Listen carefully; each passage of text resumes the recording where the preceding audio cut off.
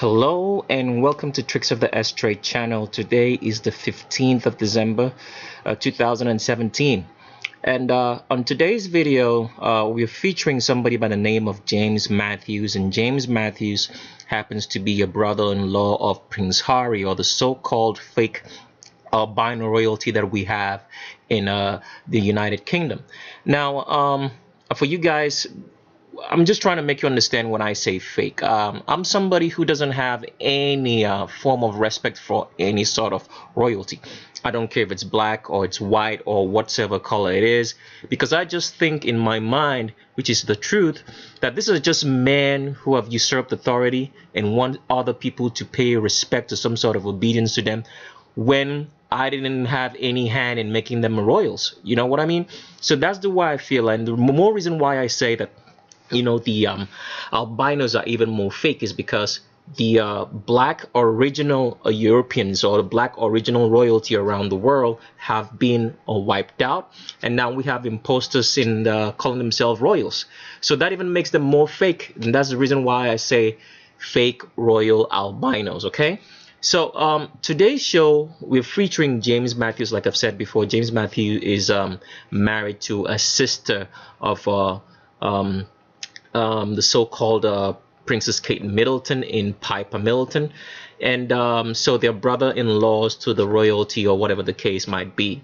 And then also this video is the myth of whiteness part number 14. So you guys have to remember that we're on the myth of whiteness, also part number 14, in which we're featuring James Mathews. Now on today's myth of whiteness part number 14, now if you want to get up to speed on the whole myth of whiteness series, you have to start way back from part 1, because as you've heard me, this is part number 14. So I'm not going to repeat a lot of the stuff that I said through the part number 1 down to part number 13 and now on the part number 14, because I don't want to go through repeating stuff that I already talked about. Okay, so I'm expecting that anybody who's watching part number 14 must have watched from part number 1 down up to this point, so the person can understand what I'm saying, so it wouldn't sound strange of the terminologies and the words that I'm using. So if it's your first time on our channel and you heard all that, all right, I would advise you that you should watch the Myth of Whiteness series from part number 1 and watch it in order, because it will help you to understand a lot of the stuff that I'm saying. Then also, if it's your first time on our channel and you want to continue watching this video, this is the point that I would advise that you pause the video right here and go look for the primer video. Watch the primer video first, because if you do not watch the primer video, a lot of the stuff that I'm saying is not going to make any sense to you at all. You're going to have so many unanswered questions, and you're going to be asking in the comment section, what about this, what about that? But the primer video is going to help answer most of your pertinent questions. It's the most important video that you have to watch on this channel if you do not watch any other video at all. So I'm going to show you how to get to the primer video in a second. I want you to bear with me. So the primer video will be the oldest video in the channel. It's called Primer. I'm hovering my mouse right over it right here. Now there's also a playlist on the channel called Primer. You can look for it on the channel and play the video, and when you're done playing this particular video, the primer video, then you can come back and continue watching the Myth of Whiteness part number 14, in which we are featuring James Mathews. When you click on the video, on the primer video, or any video that you take up to watch on this channel, if you're a new subscriber, all right, there is a link in the description section. All right, this link will take you to a document that's called Male versus Female Visual Differences. This is a document right here. Now if you're interested in transgenders, because we feature a lot of transgenders on our channel, even though it is not a transgender channel, we are featuring it just to make you guys understand or know the visual differences between male and female, because there's a lot of transgender channels there who are doing more like trying to make you believe that everyone is transgender in Hollywood, or selling you let's say facts that you cannot identify with on how to identify the genders. All right, so this document right here is gonna help you, all right, to know the visual differences between male and female. We advise that you download the document. You can study it and read it for yourself, and watch how we do the transvestigation on our channels, and then you can do it also, because we mainly focus on the skeletal structure. And the skeletal structure is what differentiates the sexes, because a woman is designed to give birth, and because she's designed to give birth, her skeletal structure is designed as well to be able to give birth, while a man's skeletal structure is not designed to give birth in any way, shape, or form. So I'm going to just take you quickly through the document. If you're a new subscriber, if you're old, you already know, and so that we can carry on with the myth of whiteness and transvestigate James Mathews as we go along. So we have a female to my left, and as you can see, the female has an arch in her back, and the back is because the pelvis of a female is tilted forward. The arch is also because of the fact that when a woman gets pregnant, she's going to require extra support for the weight of carrying children. The reason for the arch also is because a woman's mind is more, a woman's spine is more flexible than that of a man, because she's going to be pregnant, so she's able to use that spine in a flexible manner, so she can carry that weight and burden of carrying maybe 1, 2, 3 or more babies throughout a whole entire lifetime. So that's the reason for the arch in a female's back. Now the arch is always shaped like a C, all right, depending on where you draw it. If you draw it just below from the elbows right here, you're going to form a deep C inside a female's back. If you're drawing from the top of the shoulders just below the neck, it's going to form an S-shaped spine in the back. So I want you guys to remember those letters. Now males may try to fake that they're going to have an arch, but if a man tries to fake the arch in his back, it's going to form a weird L angle. All right, it's going to form like the letter L, capital L, slanting. But if it's a female, the arch is going to be a deep C in the back. So I want you guys to remember those letters. Now, males don't have any arches in their back because a man is not required. He's not supposed to. He can't give birth. All right. So that's the reason why a man does not have an arch in his back. Secondly, the pelvis of a man is straight. It's up and down straight. Okay. The pelvis of a woman is tilted forward. So because a man's pelvis is straight up and down, there's no need for an arch. It can't have an arch in the back. So a man's back is always going to be straight. If a man's back wants to arch, it's going to arch outside. A female's back arches inwards. A man's back arches outside. It's going to form the shape of a D or a P or a straight back, as we usually call it. Now, it doesn't matter for the female how the female looks or what's her color, ethnicity, her weight. A female is always going to have an arch in her back because that is the requirement for being a female. Otherwise, you can get pregnant. Without the because the reason, like I've said before, the reason for the arch, I'm not saying this. This is standard with any woman that you see. If a female has to get pregnant, she has to be able to carry children. Now, the reason why she's able to carry children is because the pelvis is tilted forward so that a baby can stay inside that pelvic region. Without the pelvic tilt, a baby can stay inside the pelvis or inside the womb. It would drop right out. So that's the reason why a female's back is always arched, because there is a pelvic tilt. So as you can see with this female right here, she's kneeling down. And because she's kneeling down, you can see that deep C arch in her back because the pelvis is tilted forward. Remember that. So I'm going to scroll through the document just to show you that it doesn't matter the size of the woman. If she's big, small, tall, any shape that she comes in, all right, there's always going to be an arch in a female's back. All right, size is not the question. So as you can see right here on this document, there is a female to my left. She's pretty huge, but she still has an arch in her back and her pelvis is tilted forward.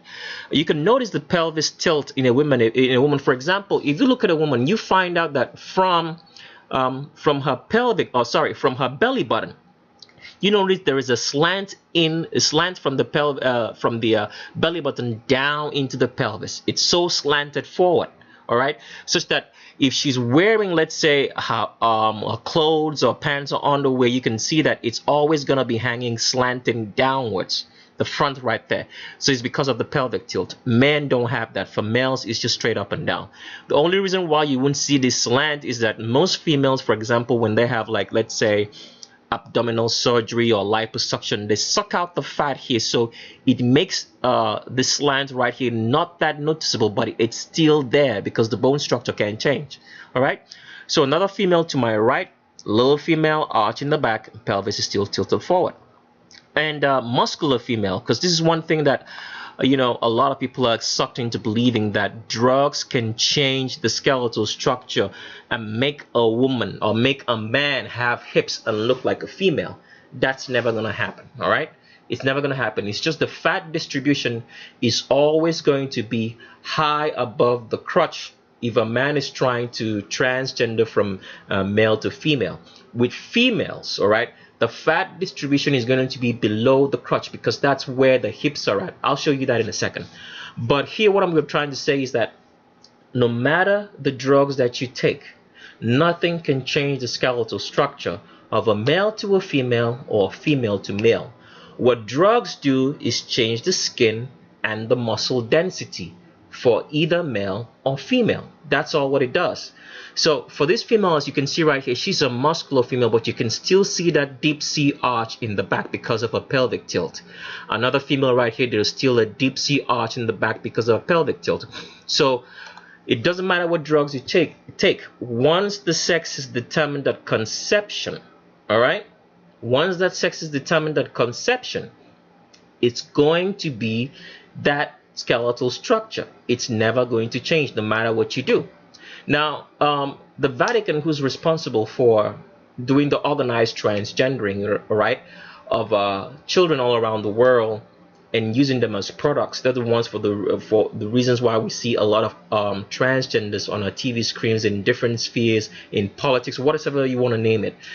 The Vatican is the one behind it. Now, one of the things that the Vatican has done, which has created a false fantasy to us believing that people can actually come into the form of being hermaphrodites, is that when a child is conceived in the womb, I want you to realize how despicable these people are, the doctors who work for the Vatican in their science departments.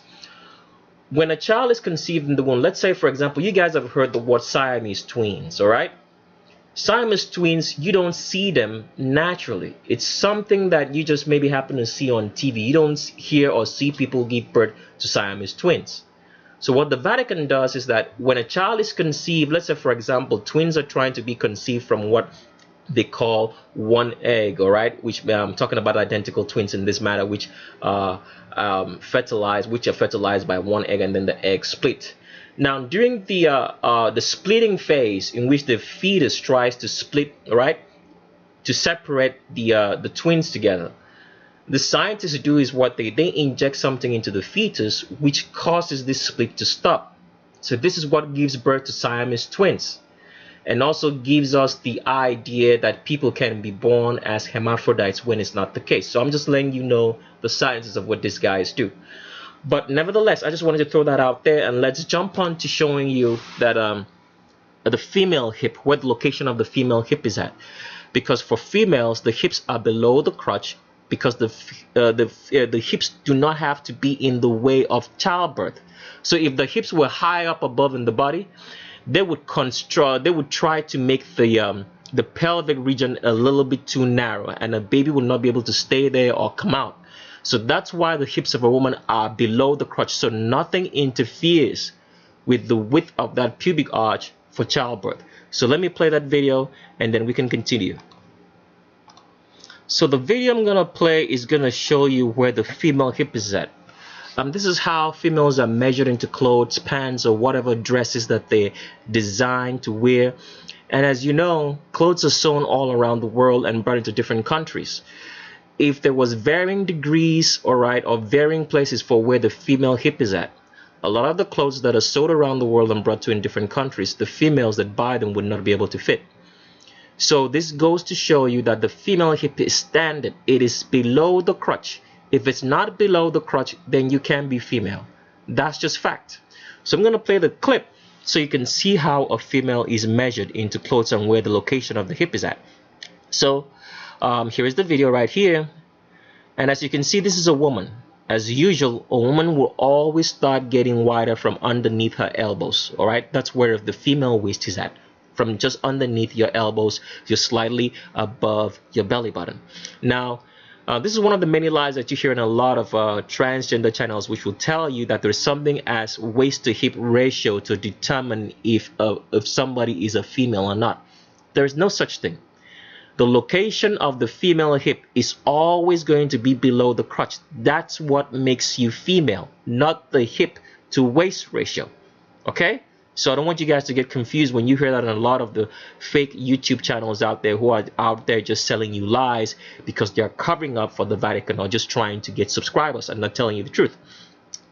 The location of a female hip is always going to be below the crotch. Some females might have their shoulders, because you hear this also, that the shoulders are wider than the hips, so that makes someone to not be a female rather. But there is no such thing. A woman's shoulders can be wider than her hips. That does not change the location of where the hip is at. Okay? The location of the hip will always be below the crotch. If it's not below the crotch and higher up here, then that's a male. But as you can see, this is a woman, and as a regular female, you start getting wider from underneath your elbows, and the widest point will be below the crotch where your hips is at. So I play the video. As you can see right here, the tape goes around to show you where the female hip is at, and as you can see, that tape goes around and it's below the crotch. The Q angle is very, very acute for a female, because the pubic arch of a female is wider so that a baby can come outside of the womb. All right? If this pubic arch is not wide enough, no baby can come out. So the pubic arch, because the pubic arch is wider, the pubic arch causes everything in the female to spread farther apart. So the hips are farther apart and everything is farther apart because of the wide pubic arch. Okay? So because of that, it makes this Q angle very acute. The Q angle is the angle between the hip and the knee. And for females, the Q angle starts below the crotch. For males, it's above the crotch. So this female is going to turn around so you can see where the hip is at from the back. As she turns around, you can see that right there, that the place where the hip is at is slightly above the bum line, but below the crotch. Below the bum line from the back. All right, above the bum line from the back, but below the crotch from the front. That's the best way I can put it. So for people who get confused a lot, it's like in everyday life. When you see somebody walk, when you see somebody from the back, you can tell that's a woman walking or that's a man walking. How can you tell that? Because the Q angle for females are much more acute and sharper. The Q angles for males are much, much more straighter. So if this was a male, the Q angle will be far away from this bum line. It will be right above here. So if you get confused about trying to do a transvestigation and you seem to be having difficulty with looking at the person from the front, try to see if you can find a picture from the back, because when you look at the back, you're going to be certain that you're looking at either a male or female for sure. And just a tip here that I would like to throw out when you're doing transvestigations. I think I might have said this before, but I have to say this again.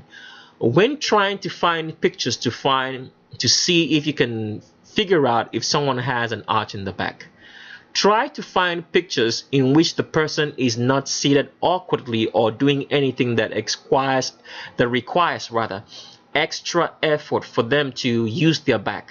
So that's the best way I can put it. So if you see someone like maybe squatting, that requires a lot of extra effort for the person to squat. So the back has to do a lot of work.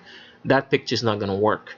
So try to find pictures, and when the body is at rest, then you can see that arch. Try to make sure the person is not leaning into doing anything that requires extra support from the back, and then you can't see that arch. It looks like a straight back, because remember, females can straighten their back much more than males because they have a flexible spine.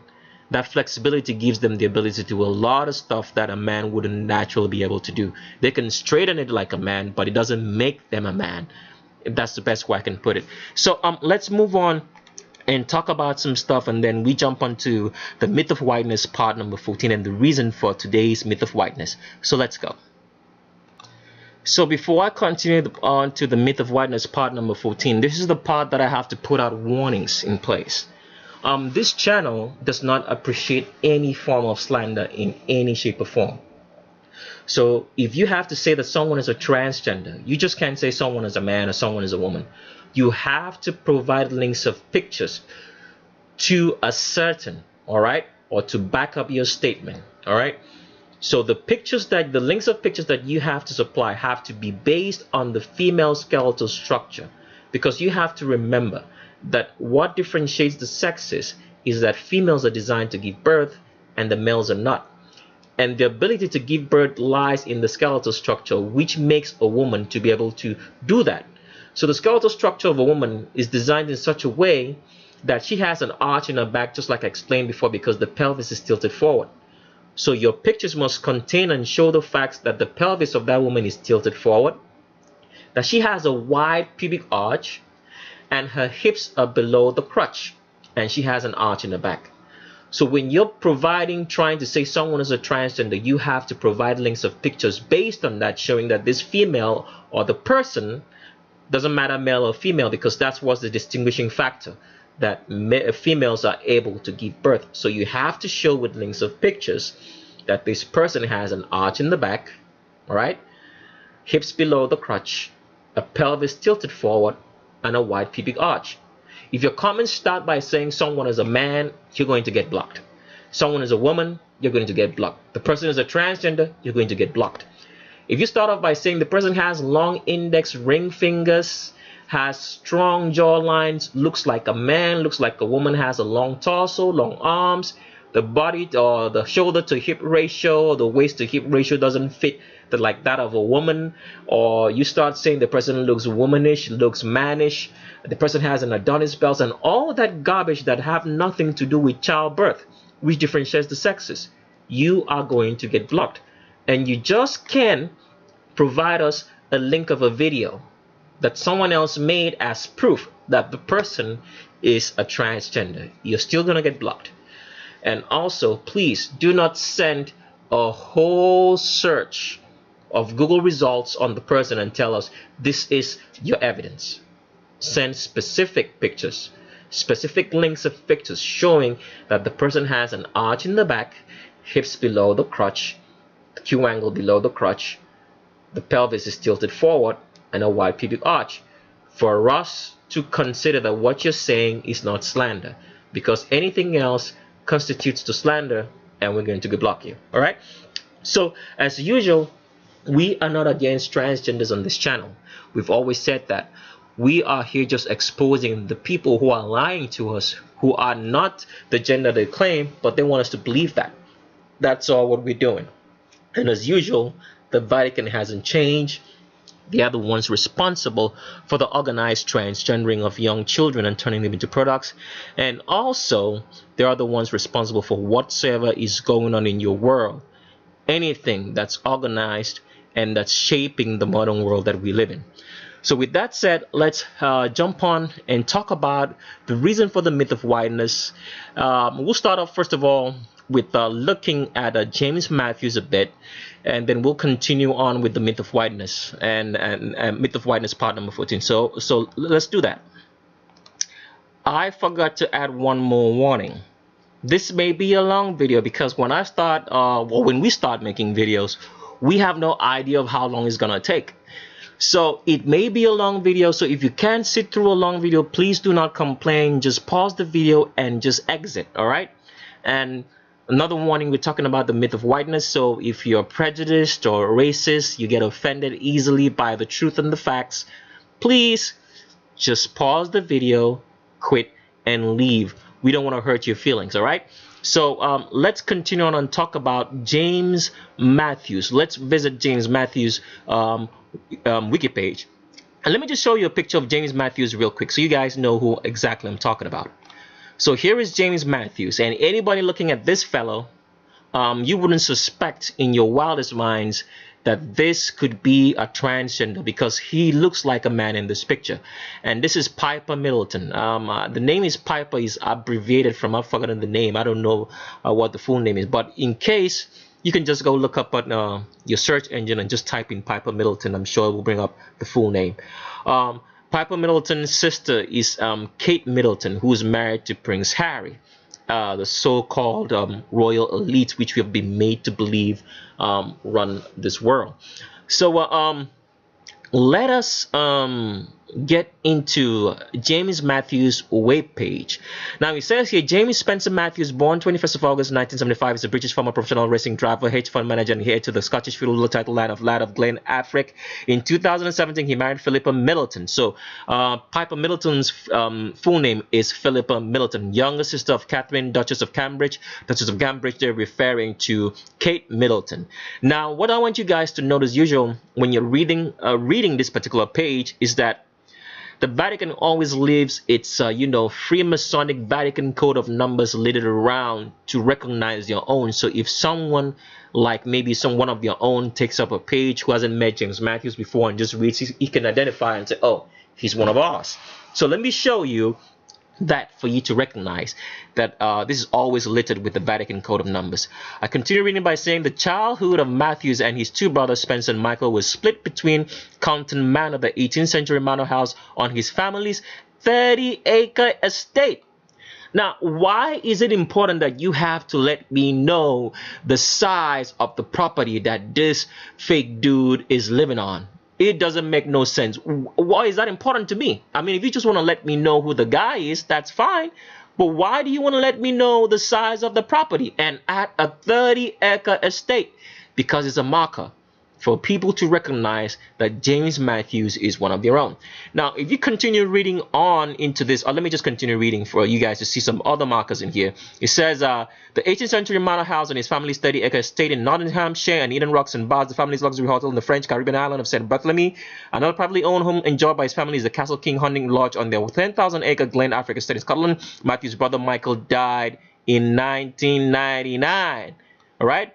In a mountaineering accident on Everest. So you can see that this could be a very fake profile, because that's another Vatican code of number right there, 999. You can turn it upside down and it turns to 666, but all the same, it's based on a 3. So if you want to know more about, if you're a new subscriber and you're hearing me say the Vatican code of numbers, you can go look for the playlist on the channel called Vatican Code of Numbers and play it, and it will show you what I'm trying to say, because I don't want to spend too much time on that. But I just wanted to show you this first, because we're gonna be switching gears here and now, and we're gonna be going back to the myth of whiteness now, and then we can come back, and in between we're gonna finish the transvestigation of James Mathews. We're gonna ask him the pertinent question to see, sir, are you a man as you claim? And we're gonna find out if he fails the test or not. So let's do that. Now, the question that I want to ask, or maybe try to answer, is this. A lot of people will see the videos called Myth of Whiteness, and some people might get tired of it and say, we don't want to hear this anymore, or it's not what we want to hear. We were here for transgenders and everything else. You have to understand that the reason why the world is the way it is today, and why a lot of people don't believe that we all came from God, is because of the myth of whiteness. And secondly, a lot of somebody might say, okay, what does prove that this world was indeed created by God is the flat earth. But you have to understand that the reason for the earth is because of you. So it's more like saying, it's more like paying respect to the person who built the house than the house. So let's say you have a very beautiful house that you built, all right? And you're the owner of the house. Who should we pay respect to? Should we pay respect to the house or pay respect to you? I think we should be paying respect to the person who built the house and not the house, or the person who owns the house and not the house. That's the way it ought to be. So that's why we spend much more time in explaining the myth of whiteness, so people can come to understand the fact that the reason for the myth of whiteness, the reason for people actually believing in the concept of race, of being white, is a falsehood which is being fed to us by the elite who run this world. And the reason why they are feeding this down the line is to keep themselves in power. It's not because they care about you, or they're trying to make you feel better or give you a higher self-esteem above others. It's because they're trying to use you to maintain power. And secondly, the second thing that you have to understand is this. The myth of whiteness, or the myth of being white, has divided humanity. People have come to believe that people are different. That because you are an albino, as we call it, because if you're white, it means you're an albino, all right? If you're an albino, as we call it, they've come to believe that they are different. They've believed so many lies of the Neanderthal genes and so many other nonsense, which has made us, which has pushed us away from understanding that we are one people created by God. Because if we come to understand this particular ideology, the truth, in that we are all black, and that being white, that you're just an albino having a genetic abnormality, then you can understand that God created this world. Because without you understanding that and chasing such shadows as the flat earth, right? The earth is flat regardless, but it's a shadow because it's control opposition. I don't have time to talk about this on this particular video.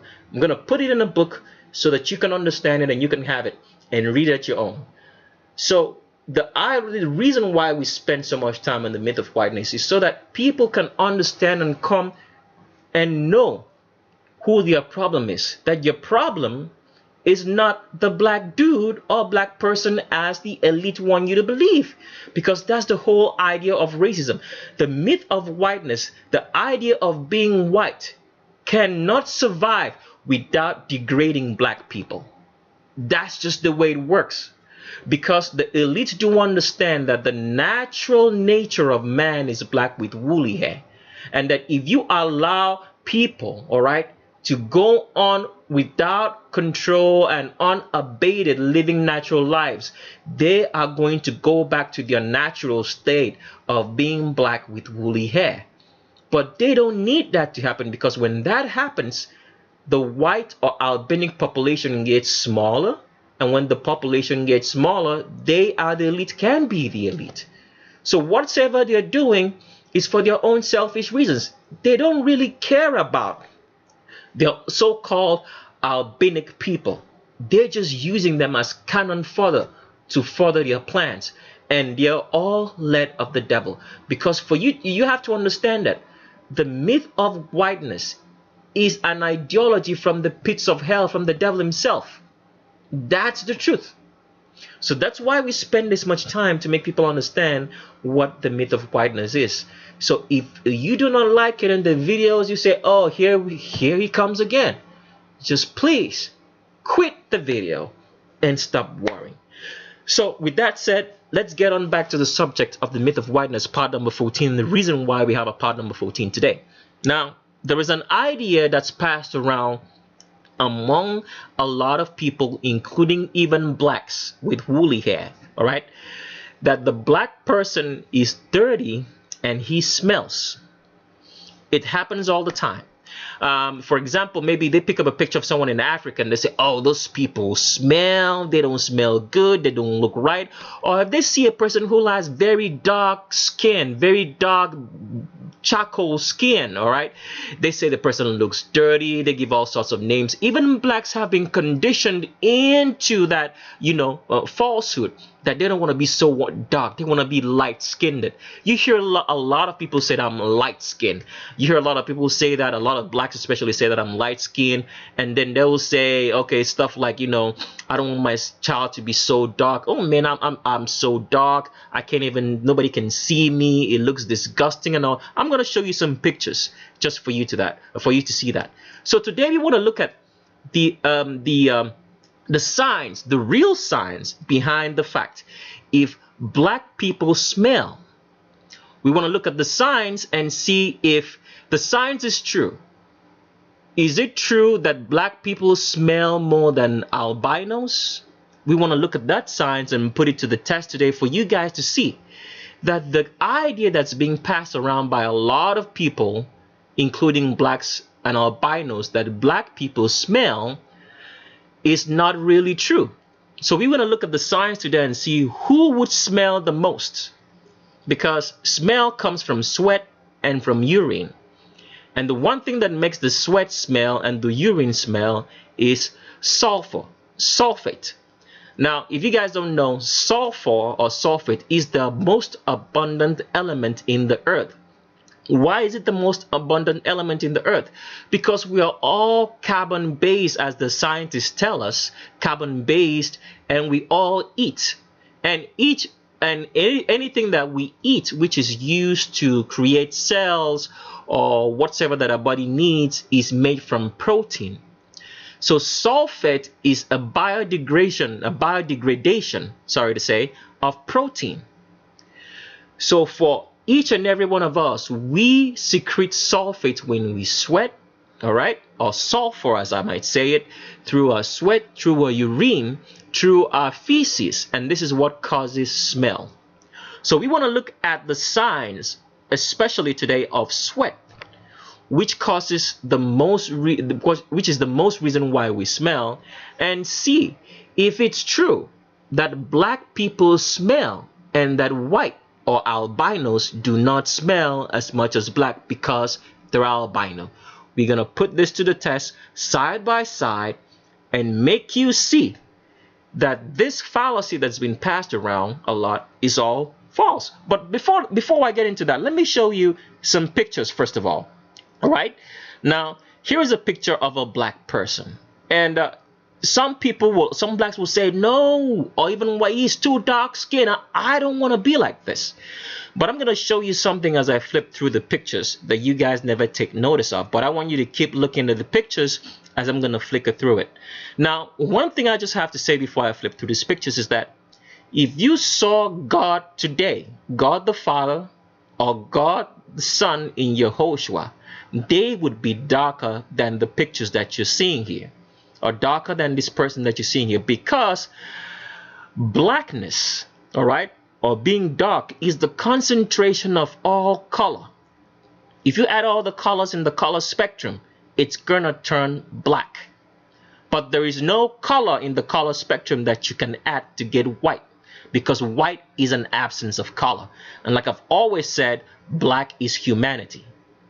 So by the time we get done with this video, all right, if you're an albino, you are going to ask, because the question, maybe the way I should put it is this: the only reason why people, all right, would love to be albinic is because of the money involved, in that the white elite control the money, and because they control the money, they control a lot of other things. So it's because of the money and the glamour that comes with it that a lot of people would want to be white, all right, or want to be albino. Because by the time we get done with this video, I am sure that nobody will want to be albino. I'm not talking about in terms of, like, you know, the outward beauty of how we look, but I'm talking about the genetic beauty of which the black person or black individual has. Genetic, that means what's inside your body, not the physical appearance of how you look outwards in terms of beauty, but the genetic beauty. By the time we get done with this video, I'm very, very sure that you would come to understand that being black is the way that God created you to be. And that's what you should strive to do, maybe by marrying a black person if you're an albino, to make sure that your children and future generations go back to their natural color. I'm not saying it's a must, it's just my own suggestion. But let's flip through these pictures first. So here, as you can see right here, here's a black lady and she's a black child, let me see, but she's very, very dark skinned. I'm gonna go through another picture. Here's another black person, dark skin, very, very black. I'm gonna go to the next picture. Okay, next picture right there, another black person, dark skin, and these are all people in Africa, you know. And it's funny, not all of them are gonna be from Africa, but most are. It's funny how, you know, in our minds we've been made, all right, to despise Africans and look downward on Africans. And there's something I just want to let you guys know today. The truth of this world lies in two places. If you're looking for truth and trying to find out how we came to be or where we came from, one of those truth lies in the fact of the African continent. You have to look into the African continent and its people. The next truth of trying to discover who the truth of this world and the truth of God Almighty lies in the North Pole. Those are the two things. But I don't have time to explain all that. Like I said, I'm going to try to put it in a book and you guys can have it. Here's another picture that I want you guys to, sorry, my mouse is a little bit exacting up right now. Let me see if I can make it. Okay, here's another picture. Here's a black woman. As you can see, she's so dark skinned, and this is one of the things that, you know, a lot of people say, no, I'm a red bone, especially when it comes to black people. No, just too dark skin. I don't want to look this way. And they smell, when albinos tell black people smell, especially those from Africa. Let's see another picture right here, and here's another picture. Nobody will ever want to look like this lady. It's too dark skinny. I mean, she blends into the night. They say all that. They smell. Some albinos will say that.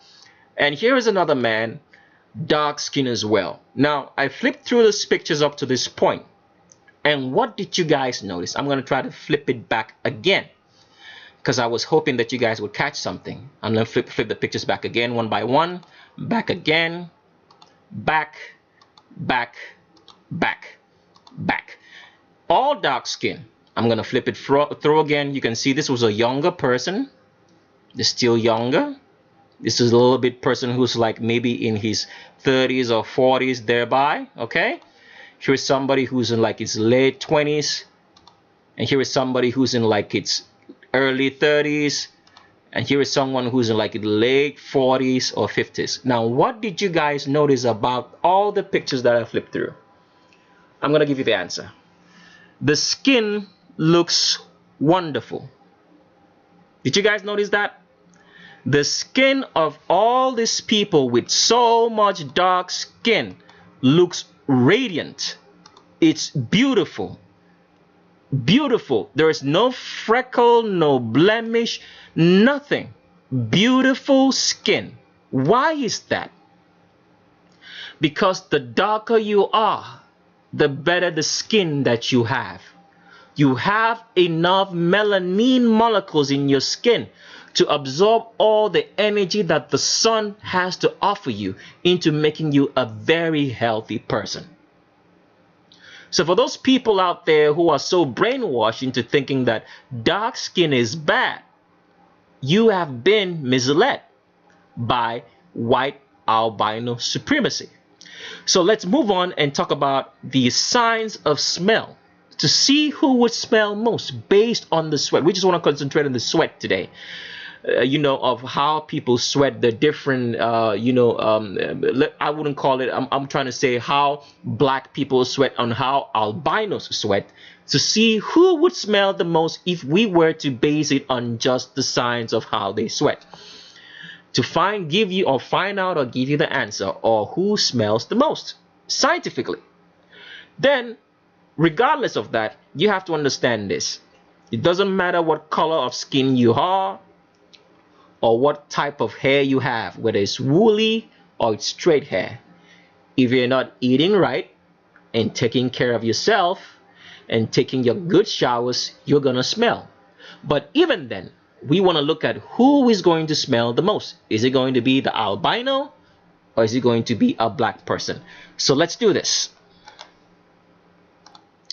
So in trying to answer the question in which we've been told, and which we've come to believe, and a lot of people believe, is that black people smell so much and that albinos don't. I went to Wikipedia and tried to find out the composition of sweat, because that's one of the things that we secrete the most and makes us smell. Because if we go to the bathroom and we pee, it doesn't smell that much, especially if you're eating right and you drank a lot of water. Now, for people who you don't actually know what causes the pee to smell, what causes the pee to smell is sulfur. Like I've explained before, sulfur is the biodegradation of protein in your body. Protein that you may not have absorbed very well, and we'll explain that in a minute or so. But speaking of asparagus, if you want to know how sulfur smells, eat some asparagus, eat maybe a lot of it, and when you go to the bathroom to pee, you will actually perceive the smell of sulfur. Now, you can go into a store and buy maybe any sulfur ointment, because like I've said before, sulfur is the most available, abundant, let's say, chemical constituent that we have in the earth. But if you want to know how sulfur smells, your own sulfur smells, but eat some asparagus and go to the bathroom to pee. Now, I have to let you guys know how important asparagus is. The white supremacist elite do not want a lot of people to know about asparagus, especially black folk. Asparagus is it's the one of the most important plants that you should eat if you're trying to stay healthy. And I'm going to show you what asparagus does for you in a second.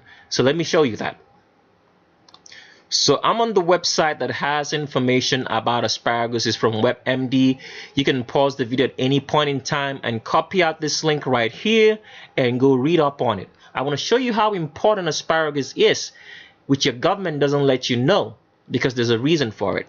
It says asparagus is a plant. The newly formed shoot spears, root, and underground stems, rhizomes are used to make medicine. So already it's starting by letting you know that asparagus is used to make medicine. Let's read on to find out what it does. It says asparagus is used along with lots of fluids as irrigation therapy to increase urine output. It is also used to treat urinary tract infections. So you have a problem with your urinary system and how you go to the bathroom to pee. Asparagus cures this. But did you ever know? Has CNN ever told you about this? No, they haven't. Okay, let me keep reading. It says, and other conditions of the urinary tract that cause pain and swelling. So if you have problem with your urinary system, eat more asparagus. Make it a stable diet every day or any other day. And it's wonderful how you can eat asparagus. You can fry it, you can cook it, you can grill it. It's so many ways, but it's just wonderful.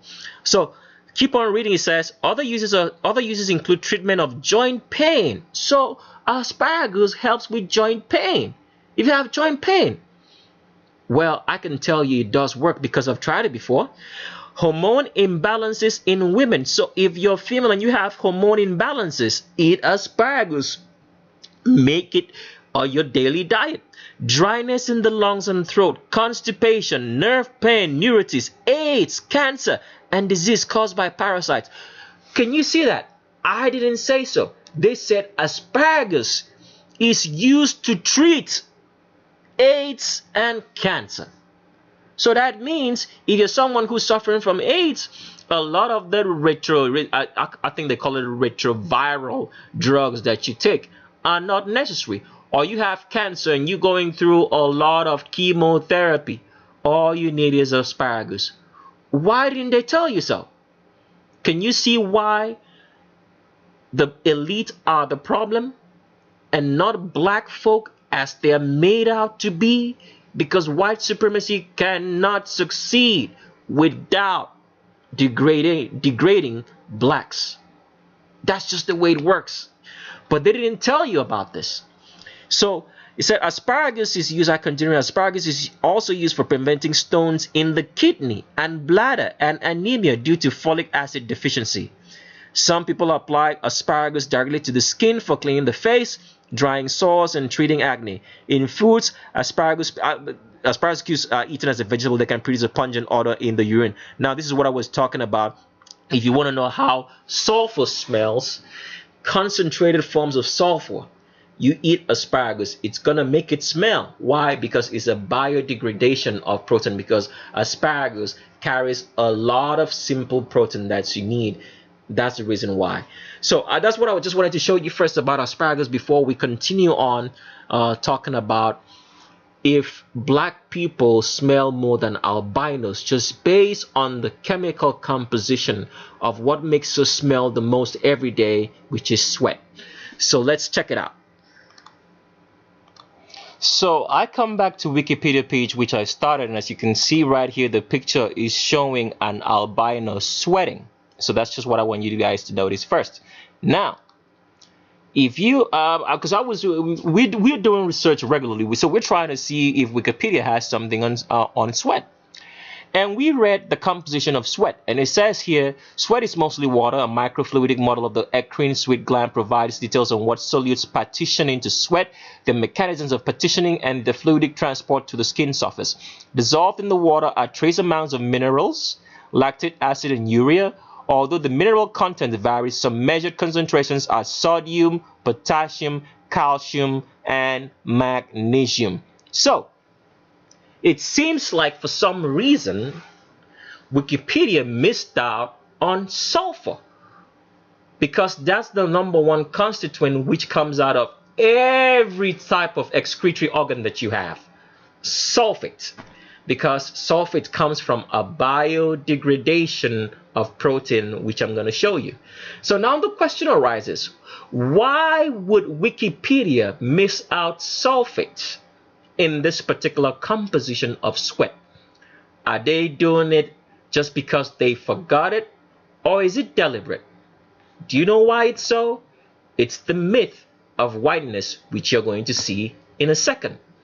Because by the time we get done with this video, you find out that albinos excrete more sulfate than blacks, which causes smell, which causes the human body to smell. So because they do know that, in order to keep up the myth of whiteness and the lies that black people smell more, they have to remove the composition of sulfate from sweat. Wikipedia. And as you can see right here, this is the skin of an albino sweating, and for some reason they missed out on the sulfate. All right, so let's go to another website and show you the chemical composition of sweat. But before we do that, we have to show you first of all that sulfate is caused by biodegradation of protein. Now stick around. A lot of the things you're gonna hear is gonna make you understand your world better. So stick around and let's do this. So first of all, we're at the website, like I said, to show you how the body and why the body excretes sulfates in sweat, in your urine, in your feces, which causes stuff that we excrete to smell. Okay, so if you can pause the video at any point in time and copy out the link right there and go read up on it, but I'm just going to read just a part of it for you. It says here, sulfate. Sulfate or sulfur. Sulfate means it just means an oxidized form of sulfur. That's the best way I can put it. It said sulfate is produced in the body from the transsulfuration of methionine to cysteine, followed by the oxidation of cysteine to pyruvate and inorganic sulfate. These processes occur as a result of protein turnover, as well as from degradation of excess protein-derived methionine or cysteine. Inorganic sulfate also results from the metabolism of several organic and inorganic sulfur compounds present in food and water. So as you can see right there, sulfates is the #1 thing that comes out from your body, all right? Because it's formed from the biodegradation of protein. Protein is is one of the things that your body needs the most to repair cells and everything else in your body, and we're gonna make you understand that in a second or so. We're gonna walk you through some differences first of all between the a black and albino body, for you to understand how all this ties together. First of all, we're gonna start with the bones. Why the bones? Because you have to understand that a good house is based on a good structure, a structure of the foundation and the pillars that support it. So if you're going to be healthy, it has to start with your bones. If your bones are not okay, all right, then you yourself are not going to be healthy. Because it's from the bone marrow that all the cells that are used in the body are made. So we start with that. We'll start with that to show you first what the skeletal structure actually does for us, to understand how sulfate or protein comes into play to build those bones, and how we get the biodegradation of protein into sulfates that we excrete. So we're going to start with that. Let's go. So the skeletal structure, the bones in the body, the bones in the body, the bones in the body harness the bone marrow. That means the bones in the body protect the bone marrow, which is the most important constituent of a body, because it's from the bone marrow that you have all the cells that you have in the body. All right, the bone marrow produces all those cells. So I'm reading from this website, and you can pause the video at any point in time, copy out that link right there, and go read up on it.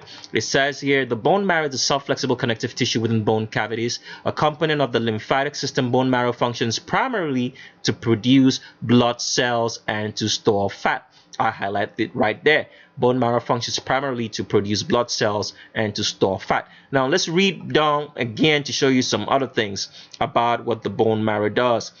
It says here the bone marrow is separated into a vascular section and non-vascular sections.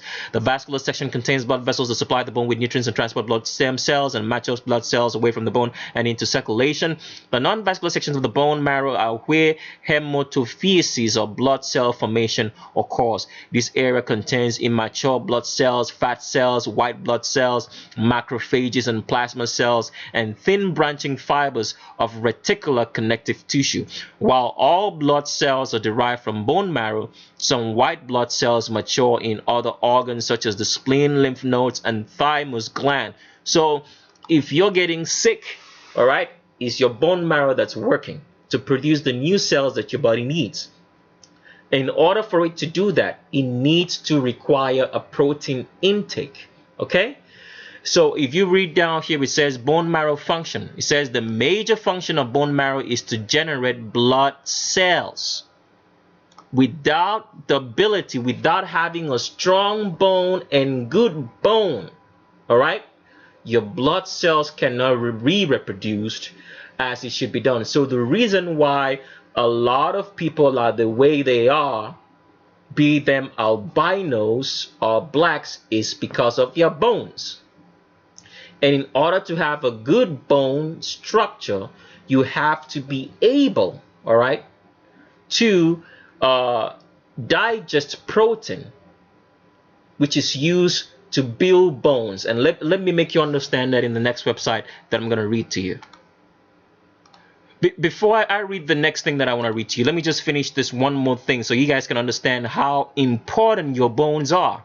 It says here, not only does red marrow produce blood cells, but it also helps to remove old cells from circulation. So the bone marrow is the one removing your blood cells. Maybe you get sick, you're trying to recover. It's your bone marrow that's working all the time, try to remove those blood cells and producing new ones. It also goes on to say red marrow, okay, it also goes on to say that other organs such as the spleen and liver also filter aged and damaged blood cells from the blood, but everything starts with the bone marrow. Okay, so let's move on now and read something else from the website that I wanted to show you on how this is done and made possible. Okay, so I'm reading from a website here just to show you the importance of the bone and how that bone is formed from protein. You can pause the video at any point in time and copy out this link and go read up on yourself. Now it says here, more persuasive, I'm going to start reading here, says more persuasive is the outcome of randomized controlled trials showing that augmented protein intakes, rather than being harmful, substantially improve recovery after hip fracture and reduce age-related bone loss in the contralateral hip. So what is it trying to say? It says that in order for your bones to be very, very strong, all right, in order for them to function optimally in producing the bone marrow that you need, you have to take protein. It goes on to say, considered in isolation, a positive effect of protein on bone is not surprising, inasmuch as bone tissue is nearly 50% protein by volume. Okay? So, this is what your body needs, a lot of protein.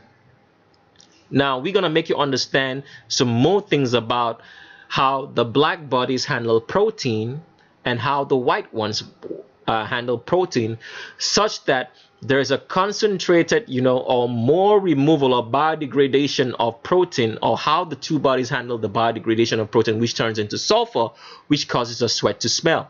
Now, before we go into that, let's just show you what Wikipedia was missing in trying to make us understand, all right, the components of sweat or the constituents of sweat. All right, so let's do that. Before I do that, I forgot to read something. I just want to read it to you guys so you can understand. I almost forgot to read the whole entire stuff. It says, a substantial fraction of the amino acids in bone collagen cannot be reutilized in new protein synthesis. Hence, bone turnover requires continuous ingestion of new protein. So that means in order for your bones to stay healthy, for your bone marrow, you have to continuously ingest protein. It says in the face of inadequate intake, bone rebuilding is low on the body's priority lists. So that means if you're not taking enough protein, your body's not going to be rebuilding your bones. That means you're going to get sick, you're going to get frail, you're going to have broken bones, and you can see how the trend goes from there. All right, so let me go on to the website that I wanted to show you on why Wikipedia missed to tell us about the components of sweat and the reasons behind it because of white supremacy. So let's do that. So you can pause the video at any point in time and copy out this link right here and go see the chemical composition of sweat. Like we were saying before, we want to see genetically, right, the facts showing, because tricks of the X-ray didn't do this. These are facts, and we're just reading them out to you to make you understand genetically who would smell the most. Is it blacks, as we've been made to believe that blacks smell the more than albinos? And we just want to prove that to you scientifically based on the chemical composition of blacks and albinos right here. So first of all, let's look at the chemical composition of sweat, which Wikipedia deliberately missed out. All right, now it says here primary components. Human urine consists primarily of water, 91 to 96%, with organic solids including urea, creatine, uric acid, and trace amounts of enzymes, carbohydrates, hormones, fatty acids, pigments, and mucins, all right, and inorganic ions such as sodium, potassium, chloride, magnesium, calcium, ammonium, sulfates, and phosphates. Okay, it goes on to give you the chemical composition right here, and as you can see right there, inorganic sulfates is 0.163 to 1.80 grams per liter. All right, so water is the primary thing that your body comes out of sweat, and then all these other minerals, as you can see, listed down here. All right, now, like we've told you before, the primary reason why a lot of this thing smells is because of the sulfur right here that's going to be mixed with the urea, which Wikipedia didn't want to show us, because you're going to know the reasons why as we carry on. So as you can see, sweat, sulfates always come out from sweat. Sulfates come out from everything. Anything that you excrete from your body contains sulfate. You sneeze, you go to the bathroom, whether it's number 1 or number 2, all right, you sweat, this is what comes out. Primary, because it's caused from a biodegradation of protein. Now, all this other stuff right here, all right, doesn't come out that way. Protein is the number one, is the building block of life. We all know that, all right? And we're going to understand a lot of stuff on the way the dietary requirements, as stated by the I think the Food Administration or whatever the name might be, it is the way it is. That's just what I want to say. So let's move on. So we started by showing you guys that the bones is the most important part of a body. You have strong bones, you have a strong body, you have weak bones, you have a weak body, and your health becomes very, very bad. Now, and we also showed you that protein intake directly affects the bones. So if you want to stay strong, you have to eat your protein, okay? Now, what we're trying to show you here is the differences between black bones and albino bones. So you can pause the video at any point in time. It's still one of those links, and you can read up on here. Now, it says here, Trotter et al. Extensively examined racial differences in bone. In 1958, they reported that the densities of the humerus and the femur were significantly greater in blacks than in albinos, with the racial effect on bone density being more pronounced in the humerus than in the femur. Okay, so as you can see right there, it's saying that the bones, all right, of black people, all right, are much more denser than albinos. Can you see that? So as you can see, it says here they reported that the densities of the humerus and femur were significantly greater in blacks than in whites. All right. So so we have to understand, why is that the case? Why are black bones much more denser than their albino counterparts? It's all based on the protein, on how the body absorbs the protein. So it would lead to only one conclusion: because protein has a direct effect on the bones, it would mean that one body is able to accept or take in more protein and the other is not. So let's see that from this particular website. So before I show you what I wanted to show you, I just wanted to read something more on the particular difference between the bones of blacks and the bones of albinos. Here, see, the mean femur weight and skeletal weight of the black men and women were greater than those of the white men and women respectively. So I want you guys to see that very clearly. The mean femur weight and skeletal weight of the black men and women were greater than those of the white men and women respectively. All right. So let me show you why that is. Because like I said, the direct effect of bones is based on protein, and from the protein, the biodegradation of protein, we get sulfates, which causes us to smell when we sweat or pee or go to the bathroom, or when we go, whatever we do that makes us excrete something. Okay, so let's go on and show you that. So I read on. It says here, the bone densities of 67 black and white cadavers were examined by using radiographic densitometry by Baker and Angel. The density, ash density, protein density, and ash and protein contents are percentages of dry, fat-free bone of the 7th thoracic vertebrae, 8th rib, tibia, fibula, calcaneus, radius, and ulna were measured. The individual bones from the black cadavers were significantly denser than the bones from the albino cadavers. The authors attributed the greater densities to greater amounts of protein-bound calcium in the same volume of bone segment.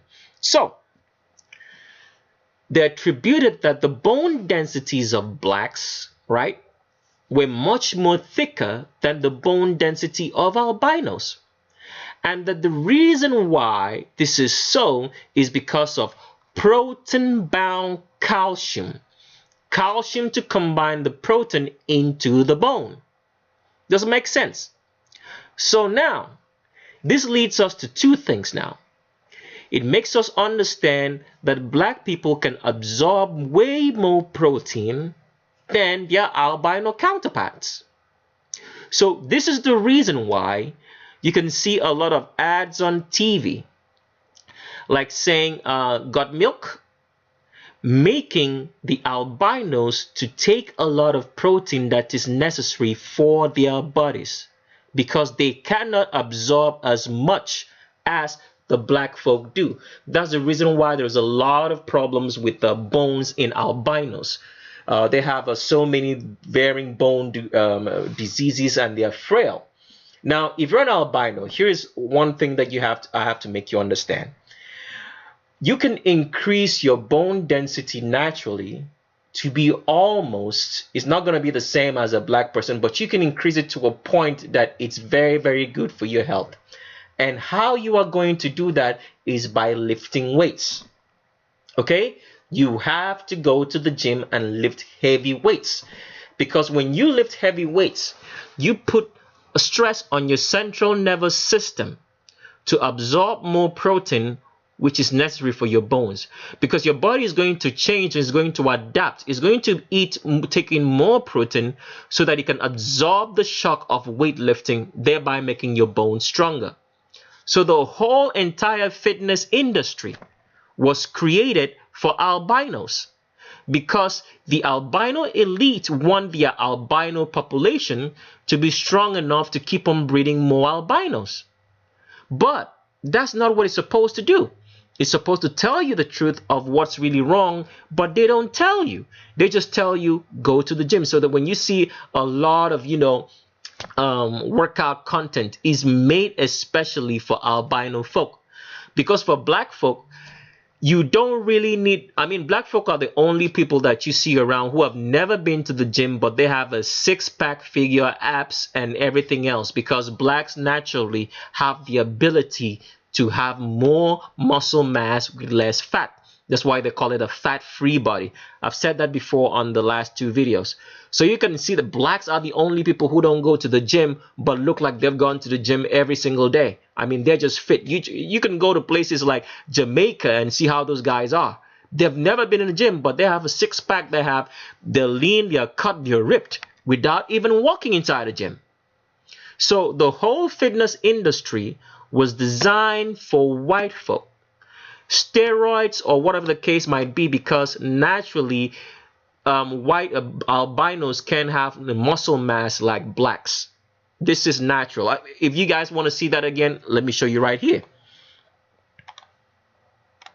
So I read here again. It says here, because increased total body potassium, TBK is total body potassium, with increasing body height is a better marker of muscle growth than is increased total body weight.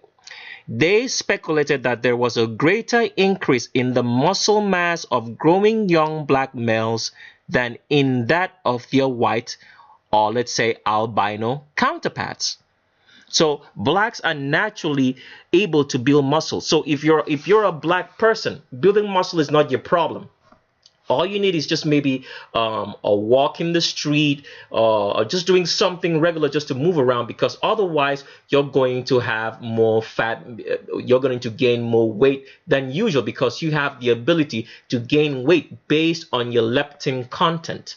I don't know if you guys understand what leptin content is, but let me just show you that in a second before we move on. So what causes black people to generally get obese more than maybe they tend, not like they get more obese, but they tend to, is because of the leptin in their body. Leptin is like according to this website is what is the genetic maybe marker for obesity. So it says here, currently one of the major topics of body composition research is the role that leptin, the product of the recently sequenced obesity gene, plays in obesity. In addition to leptin being correlated with body fatness, research shows a racial difference in leptin concentrations that suggests a role for genetic factors and differences in body composition on obesity prevalence between black and white women. In one study, the mean leptin concentration was significantly, percentage 0.01 higher in 57 black girls, 15 point of what you can see the numbers right there, than in 79 white girls, all right, age 8 to 17 years. The authors concluded that this difference might play an important role in the accelerated growth and sexual maturation of black girls. Now, let me read something more so you can actually understand. From this particular website, you will notice that they made a study between blacks from different nations. That means blacks, for example, in the United States, blacks in Jamaica, and blacks in Nigeria. And they found out that this concentration of leptin, or this thing that caused the obesity gene, or obesity, right? The obesity gene, rather, is different among this black population. So the question that I'm posing right here is this, because this is a gene. If the leptin gene is different across black peoples, and they all want us to believe that all black people came from Africa, what would have caused the mutation of these genes when they arrived from Western Africa, which Nigeria belongs, down to the Americas? It's just a question. But I'm going to read that to you guys so you guys can see here that what we are being told every day, that African Americans came from Africa is all wrong, because the leptin concentration or leptin gene right here is different across amongst all three of them. Let me show you that. So I read, it says, furthermore, research supports the notion that there are ethnic differences in body composition within a single race. In a study of body composition variables in blacks from Nigeria, Jamaica, and the United States, Luke and all found that the trend for both sexes were as follows: United States, Jamaica, and Nigeria for the variables of height, weight, waist, and hip circumferences, BMI, and percentage BF. Even more striking was this author's recent finding that there were large differences in mean plasma leptin concentrations across black populations. The leptin concentrations in men from Nigeria were not significantly different from those in men from Jamaica, but both were significantly lower than those in black males from the United States. So across black males, they say the leptin concentrations, the genetic gene which causes obesity, was different amongst Nigerians to Jamaica to United States of America, because it goes on to say here, leptin concentrations varied for black women across all three cultures. So that's the reason why blacks look different, is because of their leptin. Not because of really their facial features or whatsoever. The leptin concentrations, the obesity gene, as you can read here, right here, says leptin concentrations varied for black women across all three cultures. Nigeria was 10.03 plus or minus 8.3 milligrams per liter. Jamaica 18.6 plus or minus 13.9 milligrams per liter. And the United States had the highest leptin concentrations of black people. So the question now arises, because this is an obesity gene. If these guys, if the Jamaicans, as we've made to believe, and the African Americans came from West Africa, what could have changed their genetic markers like this? Because the genes only change when you're crossbreeding. And African Americans, Nigerians, and Jamaicans haven't crossbred homogeneously across all the population for them to have this kind of difference in their leptin content. I just wanted to show you that, so let's move on back to what I was trying to say. So I had read before that blacks, generally the black males, have a greater muscle mass than the albinos. I'm going to read for you, see that even the black females as well. So it says here, the black females had greater skeletal muscle mass in the upper, lower, and combined extremities. When total skeletal muscle mass was combined with total body bone mass to provide an estimate of muscular skeletal mass, black females had 14.7% higher value than albino females. So like I'm saying before, the whole fitness industry was designed for albinos. So if you're black, all right, and you're gaining weight, it's because of two things. One is going to be because, for example, blacks have a low metabolic rate when they're sleeping. So when you're sleeping, that means your body is not working as vigorously as the albinos are. So because of that, if you eat more, your body's not going to be able to carry on a high metabolic rate when you're sleeping to break down what you ate so more. So you don't have to eat that much if you're black. You just eat little and your body's going to take care of it. So you need just a little exercise and you're good. But if you're an albino, like I've said before, in order for you to gain that strength, to have that good bone, that strong bone that's going to keep you healthy, keeping you healthy, so that you know who your enemy is, which is the Vatican and not black folk, you have to lift weights. Go to the gym and try to make the weight as uncomfortable as you can and lift it, whatever form or format, all right? Because once you lift the weight, it's going to put your central nervous system under stress, all right? Your central nervous system, in trying to respond to the weight, all right, is going to take in more minerals and more protein to build stronger bones so you can lift more weight. And that's how you get strong. So if you're not taking advantage of the fitness industry, which the white supremacist Vatican have supplied for you, in the hope that you will use it and keep breeding more albinos to support them, which you ought not to do, then you are making very, very bad use of your opportunities. So remember that. So that's the reason why a lot of a lot of the ads that we see, that they encourage albino people to eat eggs, eat more eggs, eat a lot of meat, fish, or whatsoever dietary protein, is because they cannot, all right, absorb as much protein like their black counterparts do, which they just need little to go along. So that's why they encourage them to eat all of that. It's not a mistake. So now let's go back into the subject of trying to see what comes out of sweat and who excretes the most sulfate, which causes the sweat to smell, to look at and to see, is it true that blacks in general smell more than the albinos as we've been made to believe? So let's do that. So I'm reading from this website. You can pause the video at any point in time and copy out that link. We're going to compare the urinary analysis, which will be the same thing as the constituent of sweat, only in greater volume. So the same thing, because we all have to understand that when you sweat, you're sweating the same thing as you would urinate. The only difference is that when it comes out of your urinary glands, it's greater in volume than when it comes out of your sweat glands. So as we read here, it says ANOVA was used to compare mean urinary values. Linear regression models were adjusted for age, body mass index, dietary intake, and urinary factors. On average, black women excreted 65 milligrams less urinary calcium.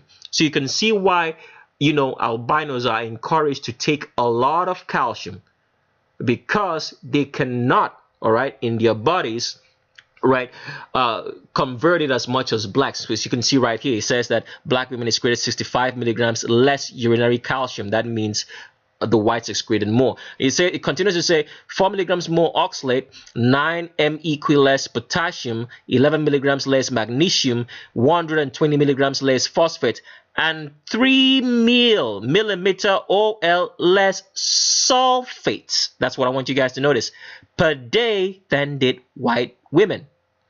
So blacks excrete less sulfur or sulfate, the stuff that causes smell in anything that you excrete, the sulfate that causes the smell, which Wikipedia deliberately missed so we wouldn't see and know, so that when you start investigating, you find out that the lie that they tell us that black people smell more is bandied around by so many albinos just by looking at black people, say they smell and whatsoever, is actually false. Because in a natural sense, if you compare the albinos to the blacks, the albinos are going to smell more based on this genetic or based on this constituent of sweat or urine that they excrete compared to blacks. So as you can see right there, it says here that the black women excreted 3 millimeter more less sulfate per 001 per day than did albino women. It goes on to say the urine pH of black women was 11 units higher. That means the concentration, of what they were excreting was higher, and urine volume was less. Can you understand what I'm saying? So the black people, when they go to the bathroom or whatever they excrete, in their urine, is of less volume. That's why a black person, naturally, you would see that an albino seems to always have a drier skin. The skin is a little bit drier and a little bit thinner because they are gushing out more water than their black counterpart, even though the urine, content when compared is more concentrated. That means the black bodies is excreting more let's say unwanted products than their albino counterparts. That's the best way to put it. I go on to read. It says the urine pH of black women was 11 units higher, and urine volume was 2.2 less urinary. The urinary relative superstations of calcium oxalate and brushite were lower in black women. No other significant differences were observed. Differences in urinary calcium and pH persisted after multivariate adjustment and after exclusion of participants who were taking thiazide diuretics or those with diabetes. In conclusion, it goes on to say, in conclusion, black women excrete less urinary calcium and have a higher urinary pH than do albino women. These differences are not explained by differences in age, body mass, index, or diet, and may account for the lower incidence of both nephrolithiasis and osteoporosis in black women, which all affect what? The bones. The bones. So we've showed you from start to finish to see how protein is related to your bones. and that sulfur comes from a biodegradation of protein. And you've seen that we have shown you that the reason for the more biodegradation of protein in albinos is because they cannot absorb it as much as black people do. So since they cannot absorb protein as much as black people do, it leads to more biodegradation, which causes the sulfur, which causes you to excrete more sulfur. So on the genetic constituents, the albinos excrete more sulfur in whatever excretions that they have, which causes them to smell more than blacks, be it through sweat, be it through the urine, or be it through feces.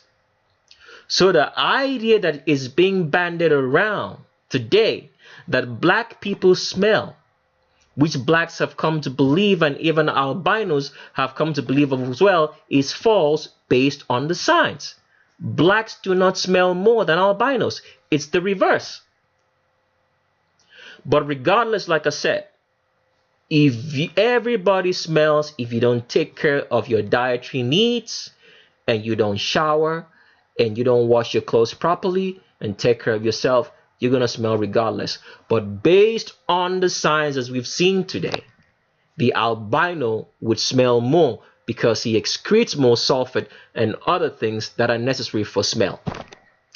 So that's the science I wanted to break it down to you guys to see today. And just to make you understand that this myth of white supremacy, this whole idea, all right, of whiteness is falsehood, because it's not based on any truth at all. It's based on only keeping the elite in power, and they're using their albino people under the concept of race to do that, because they know for a fact that the natural state of a human being is black. But they don't want their albino population to going back to their natural selves so they can have a population which supports them and keeps them in power. So that's what I wanted to show you, because this has been an article or something of note in which, you know, it's a myth that's being passed around that black people smell. It's not true. The constituent of sweat and the composition of sweat, amongst other things, shows us that based on those constituents, black people do not smell more than albinos. That is actually in the reverse in all truth. So that's what I wanted to show you guys. So let's move on to the transvestigation of James Mathews and wrap up this show. I'm sorry for being a long video, but I have to tell you guys the truth so you know it. Let's move on. So here's a picture of James Mathews, which we picked up. As you can see, James Mathews has hips below the crotch. And as usual with these transgenders, when you're trying to hide the hips, they tell them, put your hands in your pocket and walk. So that's doing that. If it was a cold day, I wonder what his wife, so-called wife in Piper Middleton, didn't put her hands in her pocket as well. It's because this dude, this fake dude here, is trying to hide the hips because he's 100% female, another man. All right, he's been lying to us, one of the royalties of Britain or United Kingdom. All right, another picture. As you can see right here, James Mathews has an arch in the back and is right where a female's arch is supposed to be, at the elbows. As you can see, his shoulders are not wide enough, they are too narrow, and they are hugging the contours of the body as a female should be. Now, I do not know if Piper Middleton is male or female or transgender. We haven't done any transvestigation of Piper Middleton, but for the basis of this video, let's just agree that she is the gender she claims until she's been caught otherwise. So for now, we'll just say she's female. We're not saying she is, but just for the purposes of this video, so people don't misunderstand me. So what we're concentrating here on is the fact that this dude is actually female. Arch in the back. 100% female, not a dude. Been lying to us, a royalty in UK. All right, another picture. Here is it again. He's trying to fool us with the fake hair and everything else, but as we can see right there, this is a female. There is still an arch in the back because this dude has been lying to us. He's female, 100% female, not a man, transgender. All right, another picture. Here's another picture. And now I wonder what's happening to my screen that I can't blow up the picture. So hold on a second. Let me find out what's going on here. Oh boy. Okay, so I've been able to find out what was wrong. And here's here's James Mathews with his father. This is the father of James Mathews. So you can see how wicked and despicable these people be, that they can transgender their own child. But as you can see right there, all right, it doesn't lie, there's an arch in the back. Arch in the back, because it is female and not a dude. Let's blow that up again. Arch in the back. Can you see that clear as night and day? That this is a female and not a man. Another picture. Here's another picture again of James Mathews rolling his hips because he is female. It's below the crotch. See that? Below the crotch. The angle is below the crotch. That's the crotch. Below the crotch, because he's 100% woman. Has hips just like his so-called wife, if she is a she in Piper Middleton. These are two females. This is not a dude. All right, another picture. Here is him again. Oh, let's call her because it's actually her. Hips below the crotch. James Mathews been lying to us that he is a man when he's indeed a woman. All right, let's go. Another picture. Here's James Mathews. As you can see, he's walking like a female, because remember, when a woman walks, because the hips are wider, the legs have to do two things. They have to come inwards and forwards, and because of that, the weight of walking is leaned into the weight that's forward. So that's the reason for the female I don't know if I should call it swagger, but for the female gait that moves from side to side, because the legs are doing two things. Because of the wider pubic arch, the legs have to come in forward and inward at the same time, leaning all the weight of the body into the leg that's in front because of the wider pubic arch. And that's the female gait that Mr. Mathews is doing because he's a woman. He's been lying to us. You can look at that curvaceous figure that he has, all right? A figure that would make any woman jealous of hourglass figure in James Mathews because he's woman. Another picture. Here it is again, another picture. As you can see, the hips don't lie, just like Shakira, another transgender said, because this is 100% female. Look at this, great hips, curvaceous figure. Make any woman jealous with those kind of hips. And you can see that the Q angle is below the crotch because this is 100% woman, not a man. All right, another picture. Look at that. Still trying to lie to us by covering up the hips with hands in their pocket. But the Q angle don't lie. The Q angle says I'm female all day because the hips don't lie. All right, another picture. Mathews again. Look at that hourglass figure. Look at that. Elbows aligned with where the curve starts. That's the elbows, and it's aligning with the contours of the body. And that female gait of trying to walk like a catwalk, leaning the weight into the leg that's in front of it, because this is a woman walking. All right, not a man. All right, another picture. Look at that. Look at that again. Hips are below the crotch, below the Q angle, below the crotch. Very acute, because these are childbearing hips. This is not a man's hips. And you can see the hourglass figure. He starts getting wider and wider and wider. And the widest point right there is below the crotch, as you can see it, because it's 100% woman. All right, another picture. Look at that. The Q angle don't lie here. You can see it clear as night and day. Clear as night and day. The Q angle is not lying. It's screaming, I am a woman. Below the crotch. Below the crotch, not above it, because it's female. All right, we've come to the end of today's presentation. I hope you learned something, because we're trying to clear up on the myth of whiteness, just to let you guys know that what you're being told, like one of the fallacies that black people smell more, is not actually true, because based on the sign, it's albinos that smell more.